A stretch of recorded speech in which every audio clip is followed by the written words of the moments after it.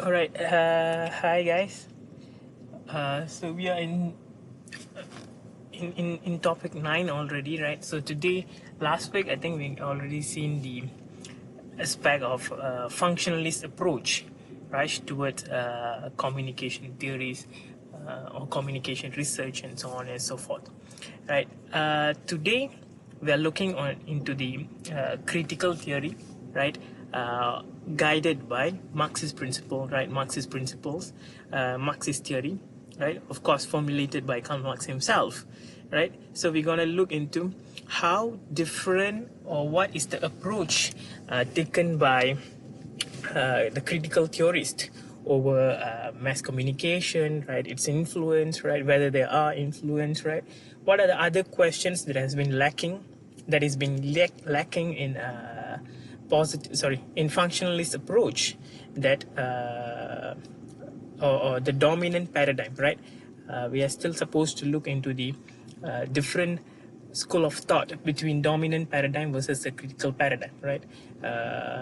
Looking beyond the data, right? How to interpret data according to the social circumstances involving economics and so on and so forth, right? So today, here, yep, the background to critical theory is that one, the failure of American policy, right, in 1960s, right.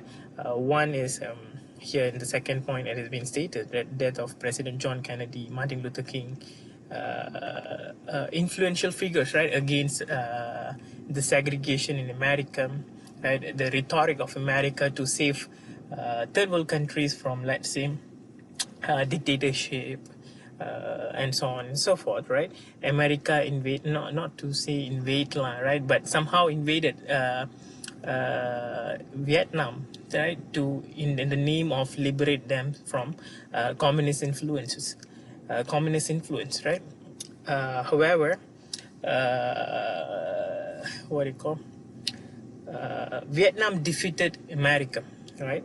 In Vietnam War, Vietnam defeated America, and at that time, a lot of people, right, even the Americans themselves, were resisting the idea, right, the rhetoric that America was eschewing is to save Vietnam from communism ideology that is very dictatorial in nature and so on and so forth, right? And then protests against American imperialism, right? Any third world countries, like basically, like for instance, imperialism in the sense that they were using puppets, right? The presidents or the prime ministers who used to be the puppets of the American empire, right? For instance, in Cuba, Batista was a puppet of American empire, right? American ruling regime, lah, right? And then and then we had General Pinochet in Chile, right? Overthrowing the democratically elected Salvador Allende in Chile. You can Google all these things, right? And then Venezuela, Guatemala, and Bolivia, for instance, right? All these countries were used as a proxy country, right? America used its neo-colonialism, whether it's economic, right? Whether it's through army and so on and so forth. And student protests were emerging, right? In this time period, right? In 1960s, a lot of hippies movement, if you could explore, right, the historical backgrounds of hippie movement, right? They were anti-war movements for preaching for peace and so on and so forth. And then came in the scholars, right? The writing of Althusser, right, discussing neo-Marxist terms like ideology, right? Louis Artes, and then Roland Barthes, right, was speaking of images, right, mythologies. I think the book of mythologies, Roland Barthes' mythologies, widely used, still being widely used, highly referred when speaking of the concept of ideology and so on, right, and martial art and so on and so forth. And then there were two strands, right, main strands among critical paradigm itself, right? One is Center for Media Communication Research. This is not the strand, but this is one of the faculty or institute, right? And then followed by the Center for Contemporary Cultural Studies, right? Two strands, right? One is very much primarily looking into ownership, control, the consequences of on media content, right? On media themselves, right? The usage of media and so on and so forth. On the other hand, we have Center for Contemporary Cultural Studies, which was formulated by Stuart Hall under the influence of Raymond Williams, who and also Gramscian politics, right? Gramsci came up with the concept of hegemony. They are the neo-Marxists who want to incorporate the cultural hegemony background, right? How media is used to retain political power, right? How media works as an ideological state apparatus working subtly to influence the mind of the masses, right? To co-opt. And if coercion doesn't work, here co-optation works according to Gramscian theory, right? That was influenced. That was the reason for the emergence of what do you call CCCS, right? And then in this particular point of time, there was an increased violent crime among youngsters. For instance, you can look this conflict between the punk groups called the Mods and the Rockers in the 60s, and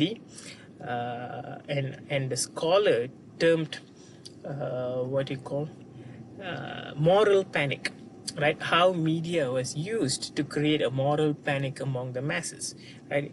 And the crime was increasing, right? Whether it's because of poverty, right? Whether it's an influence of media, right? Or there's an unease against the ruling regime and so on and so forth, right? And then came in the attitude change, right? If maybe prior to 60s, right, maybe the music is more royal compared to royal in the sense that the high culture versus low culture, that kind of things, right?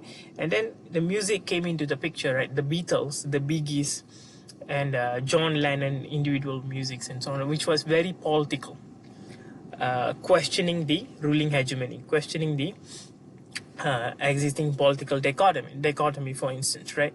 For instance, in the 60s, the tie, the suits were something that an attire that was particularly belonging to the high culture, right? Those who can afford, those who come from the influential backgrounds and so on, right? But somehow in the 60s, right, because of the various backgrounds, right, a culture of resistance was growing up, was growing, which influenced the youngsters and so on, right?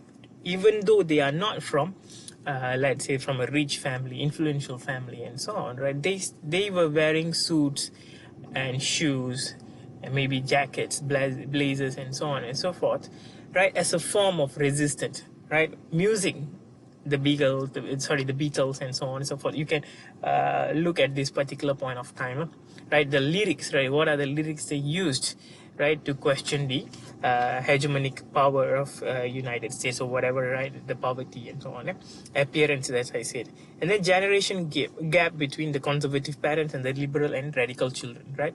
The conservative parents, right? You should have been known that maybe very patriarchal, right? Saying that we should be abiding status and so on and so on. But the children, the new generation was exposed to various readings, right? They are not the children of the war during wartime, right? So they have they are more radical, right, in the sense of their questionings and so on and so forth. Okay, this in this time period of in this time period itself, right, civil rights movements, right, against the segregation of the blacks, Martin Luther King, right, was under Martin Luther King, basically. And on the other hand, we also had Malcolm X, right, who was also almost popular as Martin Luther King on the Harlem, right? I think Malcolm X was on the Northern America, and Martin Luther King was on the Southern America, right? Southern part of America, not Southern America, right? Southern part of America. Against segregation, right? Segregation, you can Google for it if you're not aware of it. Segregation is basically treating the blacks as a second-class citizens, right? They are not allowed to in the same commuter, for instance, train, bus, right? They cannot dine in as in the dining, the whites are dining, and so on and so forth. Right, feminist movements were also brewing. Right, I think it was already the second wave of feminist movement. Right, and, which involves the middle class, right, lower middle class, and then emergence of black feminist movement. Right, the women from black community was involving. Right, the demand and the struggle was much wider compared to what it was during the first wave. Right, and then subculture like punk, rock, metal, right, these are all subcultures that were emerging, and counterculture. Right, rock, for instance, rock and roll was kind of counterculture. Right, the appearance that I was saying, right, the way of you dressing, right, the way you speak, right, and so on and so forth, including right, blues was a form of slave music initially. Right, the slaves were singing that, the blues. Was it blues? Yeah, blues. And then it was used, right, to counter the existing dominant culture. Right, and then of course, as I told, the scholar is of course Karl Marx. Right, he's a philosopher. Right, he's a philosopher, but as a revolutionary communist. Right, he came up with the Communist Manifesto. He analyzed why the poor is remaining poor while the rich is getting richer. It's a glaring inequality between the rich and the poor. Right? What are the things is being done by the rich to retain their power, to retain their wealth, and also multiply the wealth?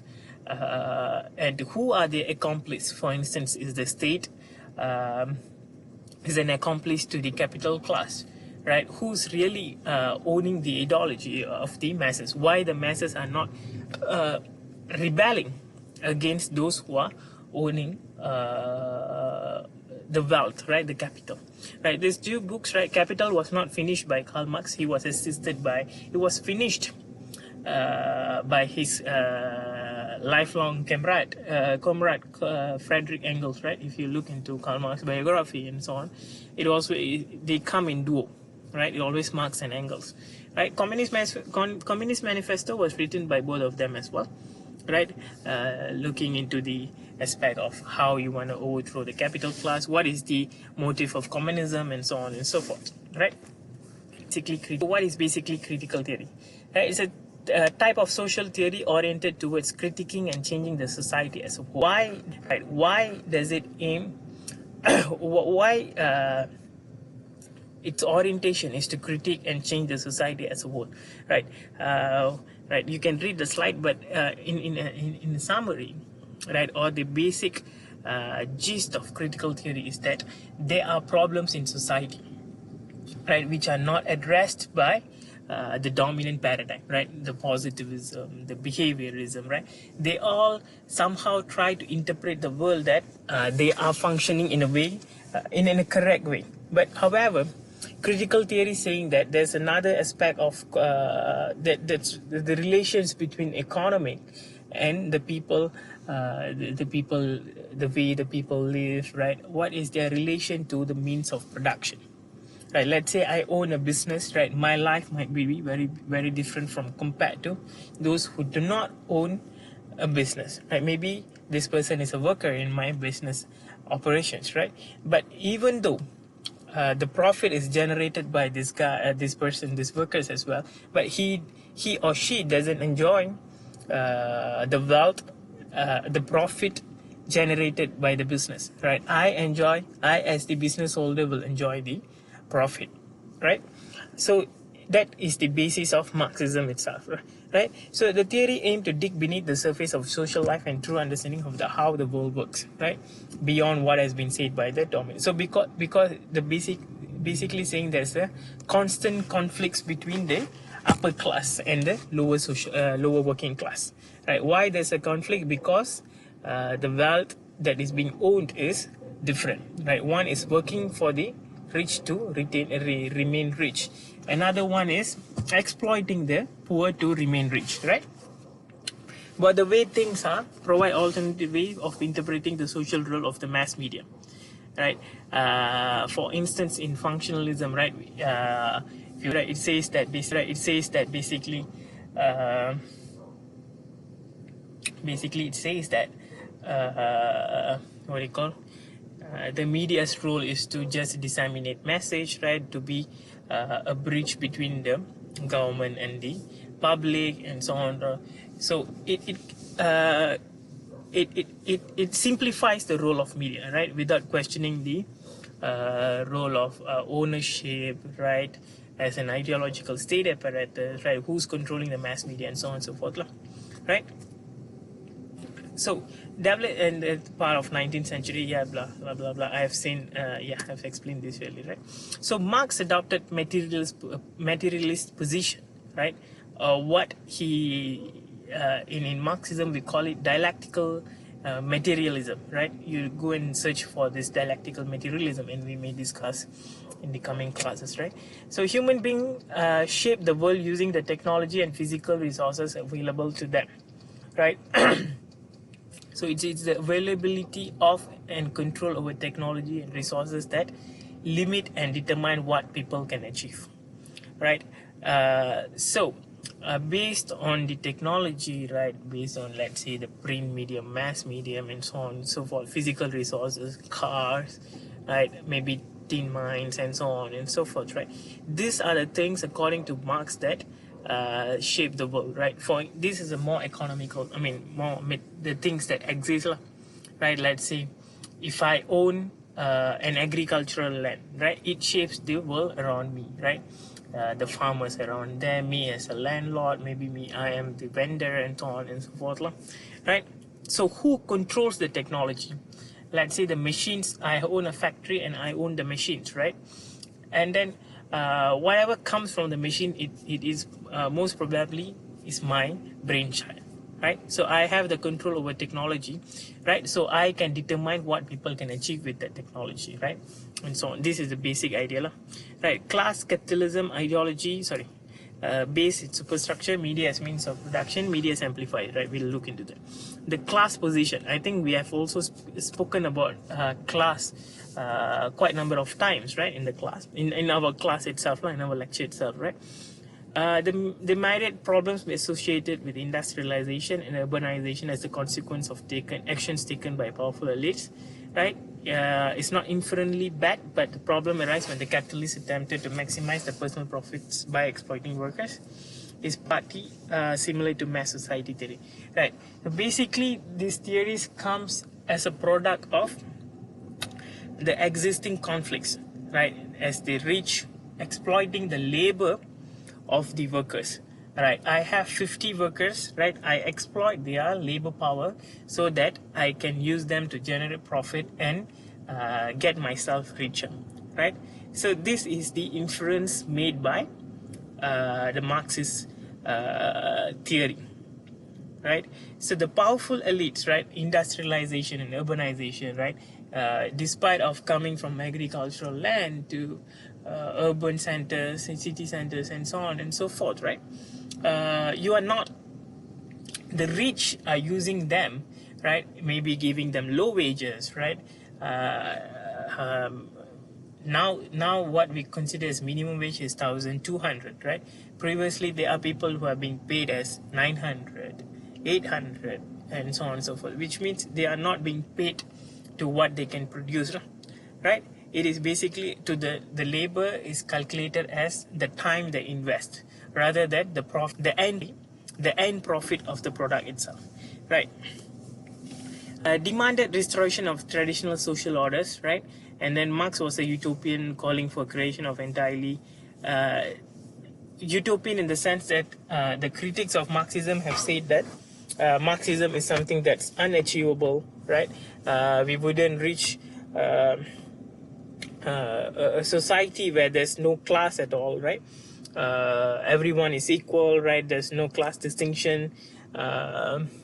There's no rich, there's no poor, right? Everyone will be equal and so on and so forth, right? So his theory, basically he theorized that the working class should unite, right, to seize the means of production, right, labor, factories, and land, so they might construct an egalitarian democratic social order, right?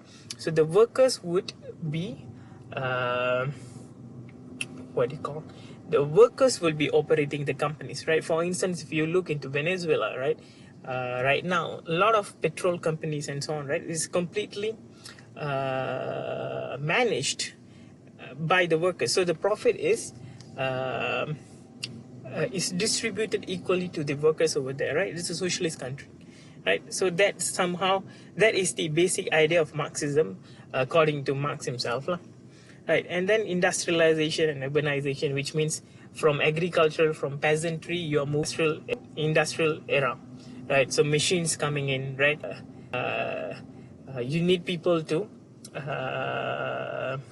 operate the machines. Urbanizations, from your rural villages, the people are migrating to urban city centers, right? So living in a cramped society, right? More, you have to work more to make sure that your ends are met, right? Your kids are fed, and so on and so forth, lah.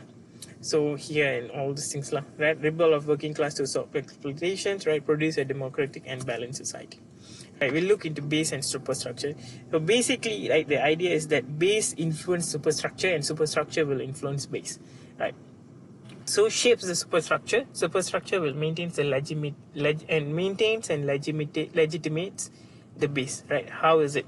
Right here, the base is basically the economic. Superstructure is basically the institutions in society, right? So if let's say you have the relationship between the educational institution with the economic, right? Family and economy, mass media and economy, politics and economy, religion and economy, right? So basically Marxism, right? The classic Marxism says that so this will determine how will the superstructure functions. Let's say I own the education system, right? I have a private institution, right?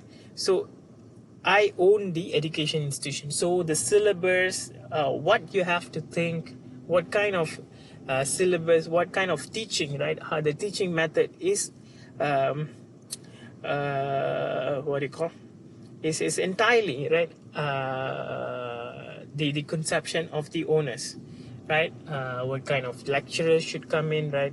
What are the topics are allowed to be spoken, this to be discussed, and so on and so forth. So that is basically the basic base and superstructure. Here, economy will determine the superstructure in society, right? Right, crux of economic determinism, right? The base is the economy, right? So the substructure shapes the superstructure, right? In economism, the economic base of society is seen as determining everything else in the superstructure, including social, political, and intellectual consciousness. We'll look how does that work, right? So the elites dominate society by controlling the means of production, right? The means of production is controlled by a very handful of people, right? The rich, the powerful, the government, the state, and so on and so forth, right? So the elites maintain their power by cultural control and superstructure in the society, right? So here they will determine what kind of politics, what kind of content you receive in media, mass media, right? The family, controlling the family, right? Through maybe the house leaders, the family leaders, and so on and so forth, right? Working class being manipulated and unaware of exploitation, right? Why do they unaware, right? So here Marx says that the reason for them not to rebel against exploitations, right, despite being poor and so on and so forth, right? It says that they are unaware of the exploitation. Although they are poor, they somehow feel legitimate.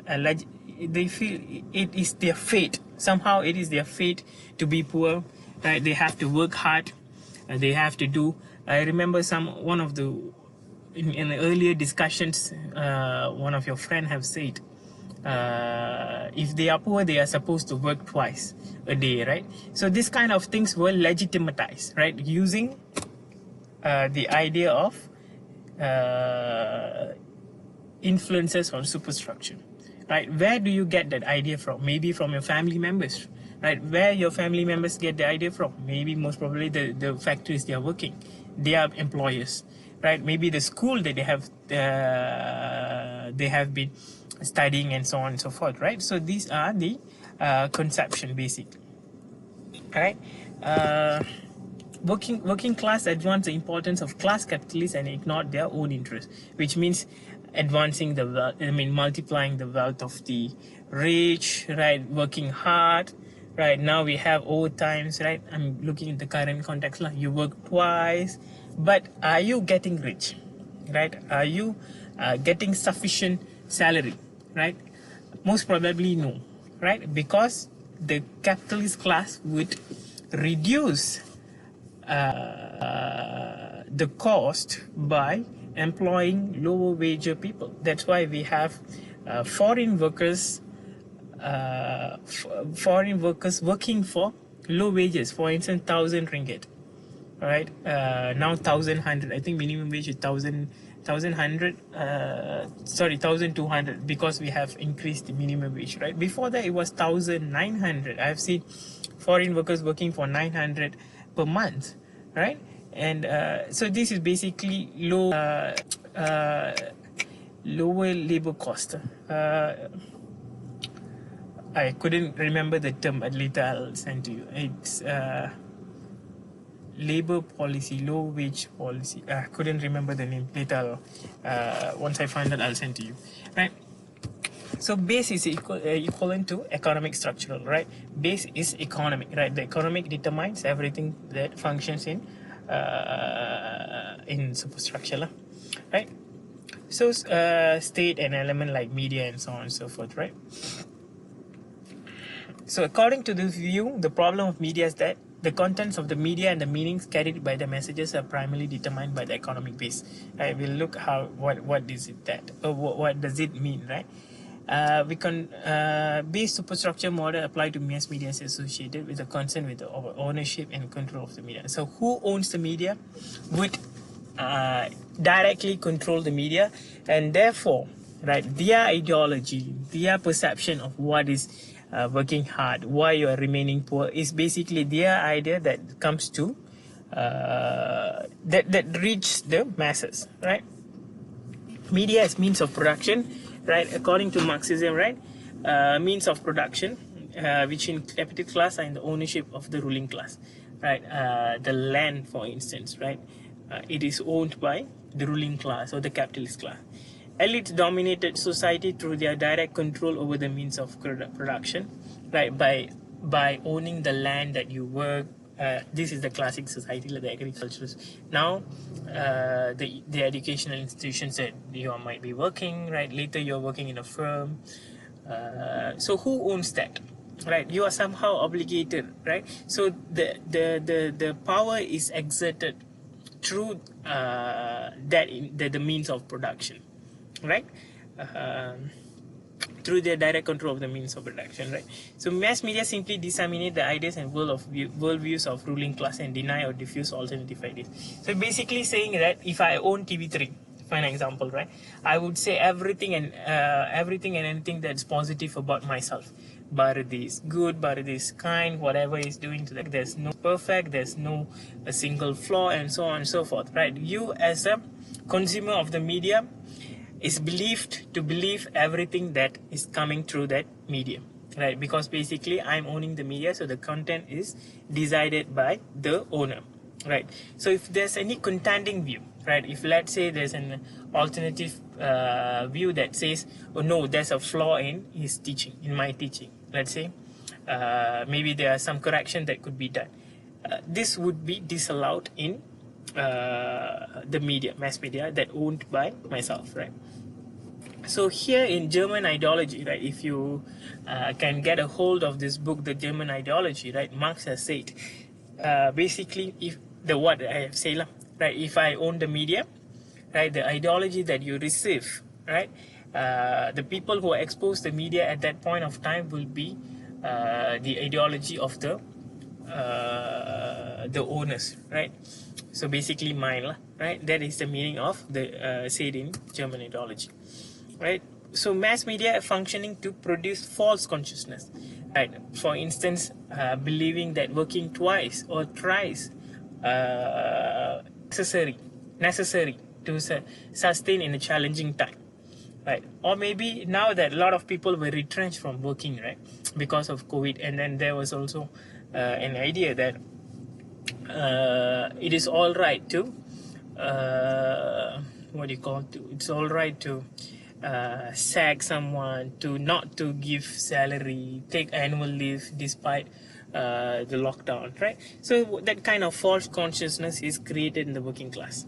right? Extremes where media products are seen as monolithic expressions of ruling class values, right? It ignores it ignores any form of diversity, right, within the ruling class themselves and within the media, right, and the possibility of oppositional reading by media, right? How the audience could negotiate the content, right? Not necessarily whatever I say, you have to believe, right? So that kind of things were, these questions were arising, right? Basically, because the Marxists themselves feel there's a lagging, or there's something lacking in this concept of economic determinism, right? Basically ruling out any other possibilities. So media is amplified, right? Media is regarded as being locked into the power structure and consequently as acting largely in tandem with dominant institutions in society. Right, so here it is a power structure, right? Well, a ruling regime and so on and so forth, right? So it works along with them, right, to reproduce the dominant institutions, the dominant ideology, maybe patriarchal, maybe the government, the politics, and so on and so forth, right? Let's go. Yeah, ideology. Right, this is very important, right? So there's an evolution of idea in Marxism themselves about ideology, right? From classic Marxism to what it is today is very much, right?